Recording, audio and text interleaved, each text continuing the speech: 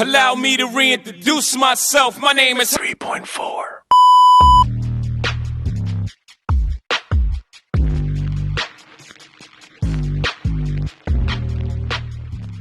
What's going on, world? How are you? Welcome back to another episode of Dave Speaks here on channel 3.4. I been thinking a lot about this Andrew Schulz, Kendrick Lamar kerfuffle. I guess I don't know. Just seems very strange. It's very strange. Andrew Schulz resorting to trying to catch Kendrick in a gotcha moment in order to win over the surface level contradiction, hypocritical points, and to appeal to that crowd that takes the very surface level this thing and string it to another thing and go, but what about comedians? To me, are supposed comedians and lyricists and rappers are supposed to be better than whataboutisms and gotcha moments. And for a long time, when arguing or having debates or whatever, that's always kind of been like a method of mine too, is, hey, but what about this? Or, but if that happens and this happens, then that can't make sense, or whatever. Yeah, it's the gotcha moment. I'm surprised that a comedian at the level of Andrew Schulz has yet to be funny about this whole thing, and secondly, not been more creative and more brilliant in his response. Because I do think there's some hypocrisies. I do think there's some things that you could point to in Kendrick Lamar and go, well, wait a minute, what about this or what about that? Yeah, I think there is some whatabouts. But Andrew Schulz relying on gotchas, and that's his attempt at being the funniest he can be in regards to this specific moment on every, whether it be his was it The Brilliant Idiots or the show he's got with Charlamagne, bringing that as the resolve to any of the Kendrick conversation is very strange to me, that Andrew Schulz sits there and operates there. And then also the second part to me is, Kendrick Lamar wasn't even really talking to you, Andrew. He wasn't even really talking to you. He was talking to the gentlemen that were on the show. And as a hope and a code that he wants to implement for the culture that he so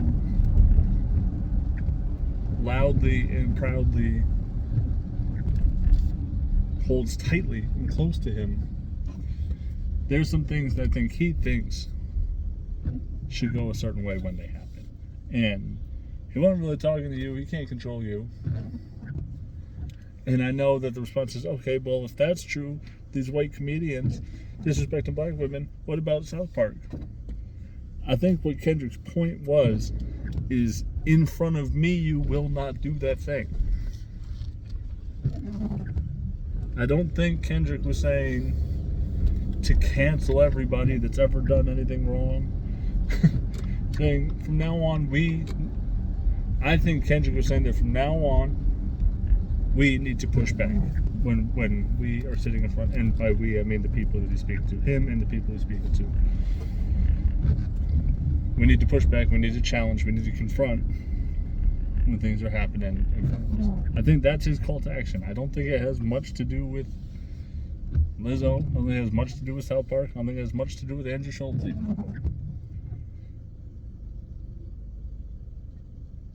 Andrew Schulz, as opposed to just like being aware enough to understand that he wasn't even being addressed, but instead is capitalizing on the opportunity to try to win this moment against Kendrick on a public opinion gotcha moment battlefield that isn't really the field in which I think the battle was happening. I don't even think you were the enemy. I don't even think you were the opponent. Actually, let me challenge that. You might be viewed as an enemy. You might be viewed as an opponent. I don't believe that Andrew Schulz was the talking point of the conversation that Andrew Schulz injected himself into. That's how I would phrase it. I don't know. Let me know what you guys think down below. I'm a big fan of what Kendrick's doing right now, the energy that he's setting, the tone he's setting culturally and socially. I think he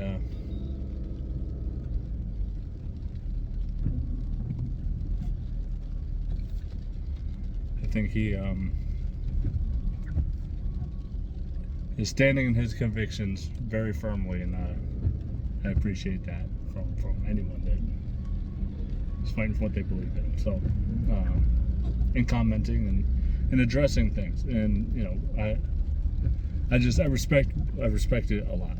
I appreciate it a lot as a consumer, and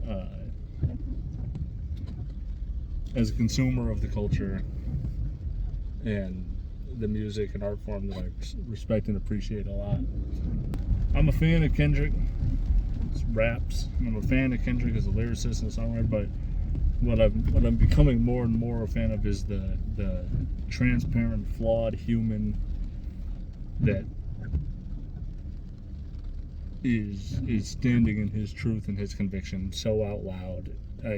That part is really what's hit home for me. So that's gonna do it for me, everyone. Be safe, be real, don't forget to share, and happiness.